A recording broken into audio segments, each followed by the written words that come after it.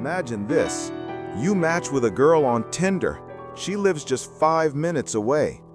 But instead of a romantic night, you walk straight into a real-life horror story. This night could have ended in murder.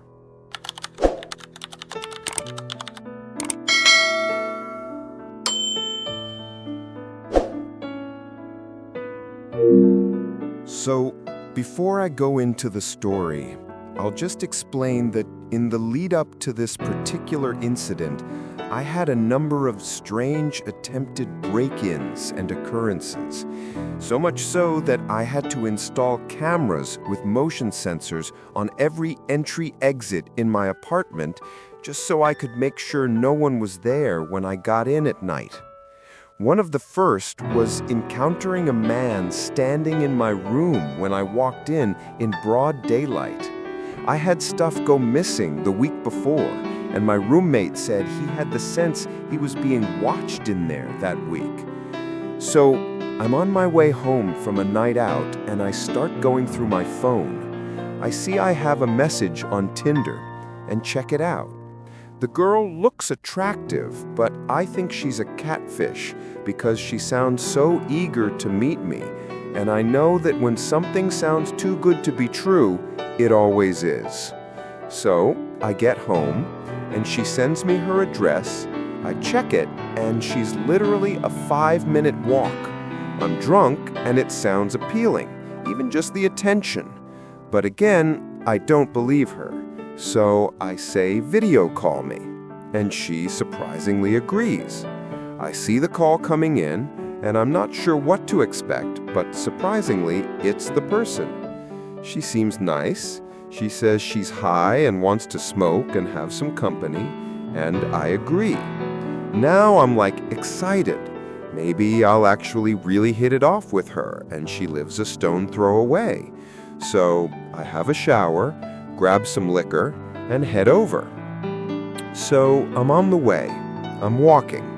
As I'm nearing her place, I look across the street and through this archway that leads into the courtyard for this apartment block.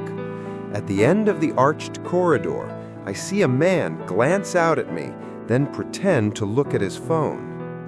I walk past, and I don't know why, but I'm sure it's to do with the paranoia I've been experiencing. But I stop and decide to walk back. As I come to the arch again, I see the guy's head peek out around the corner, and on making eye contact, he juts back rapidly.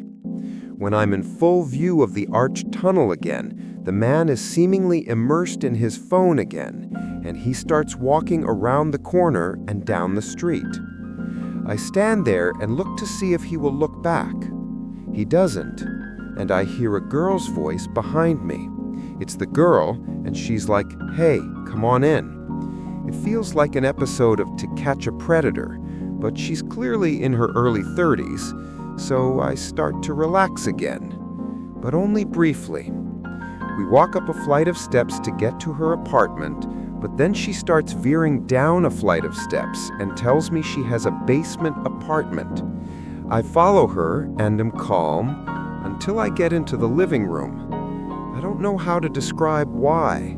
There was nothing there to make me feel nervous, but that was exactly it. It was so bare, just a sofa and a kitchen table. Just the complete opposite of what I imagined. I've dated girls, and it just wasn't a girl's apartment. I don't know if that makes sense. So now she's like, "Come into my room," and I get this overwhelming sense of fear, like something telling me it's a trap. Don't do it. You're walking into a honey trap.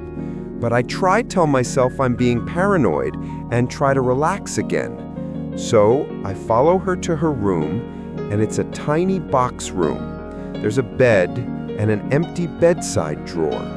Now the thing that weirds me out the most is there's another door, which I can only assume leads to a bathroom. The door is closed, but there's a very obvious pool of water coming out from underneath the door, like something had overflowed but stopped. I'm about to ask, but I don't, as her hand cups and squeezes my crotch area, and I'm taken aback at how forward she starts to become. She kisses me while guiding my hand down the front of her sweats, inside her underwear, and whispers for me to take my clothes off. I start to open my shirt, and before I can, she is butt naked. She sits on the bed and starts opening and getting my pants down straight into giving me head. Sorry about the details, but I'm trying to explain, 1, her over-eagerness to get me naked, and 2, the overwhelming feeling she was trying to distract me or put me in a vulnerable position. Now she starts to lie back and pull me on top of her, kissing me and making over-the-top moaning noises. Then I can distinctly hear something outside the door, in the living room. That sound of like clothes rubbing against clothes when you're moving in a really quiet place, and footsteps, not many, but like someone is sneaking around. As we're kissing, she tells me my watch is catching her skin and could I take it off. I find this strange, but it gives me a chance to gather myself. I sit up and start to take it off. I ask her why there's water leaking out of the restroom. I don't know, genuinely, if she misheard me or was completely sidestepping my question, but she just answers, "Yes, I have water here," and grabs a bottle of water from the side of the bed. I don't re-question. I open the bottle and take a sip. I hear that clothes on clothes, light footsteps movement again. I can feel there is someone right outside the door, and my heart starts to beat. I can also feel my lips starting to burn inexplicably. I think she can feel my uneasiness and starts to kiss the back of my neck, whispering for me to fuck her. Now, I can't tell you how much I wanted this to be real, not a setup, to believe this girl really wanted me. But even if she really did like me, she was way too eager. I say, "What time is it?" and grab my phone. I look at the message where she told me her address, and I memorize it. I open it and go to WhatsApp. I pretend to send an audio message. "Hey guys, I'm at 123 Street, basement apartment. I need one of you to come pick me up outside right away. I can't explain right now, but if you can't come, send someone to that." Just says her friend, no explanation. I start to get dressed. I feel relieved, but also think, am I overthinking this? I say bye, and she says, "See you later," and starts texting on her phone. I open the door. The room is darker than when we went through it first, but I can make out the silhouette of mostly everything. I don't see any other room, though, and wonder where the fuck her friend is, or why was there someone in that room? I have the jitters walking through the room. It's only a short trip, but I'm envisioning someone jumping from out of nowhere and bludgeoning me with something. I get to the stairs. I go up. I rush to the door. Can't figure out how to open it. I can feel someone coming behind me, up the stairs. My adrenaline has kicked in 100x. It's her. She goes and opens it. I say thank you, and I leave. I check my cameras before going to my apartment. No one has triggered them. I sit in the kitchen and wonder, was I being crazy? I go to my room and into bed and surprisingly get a call from her again, and she's being cool. She tells me, "Stop being so paranoid and come back." Now I'm actually half thinking about it, thinking I've been acting insane, but something just clicks. A theory I had been having that would make sense of this. I tell her I can't. She asks why, and I tell her that my roommate is on the phone to the cops, to stay the fuck away. I've cameras everywhere. She pauses and then says, which still gives me the creeps, "I know your roommate isn't home from work yet." and hangs up. So, the weeks before this, as I explained, I had a few attempted break-ins.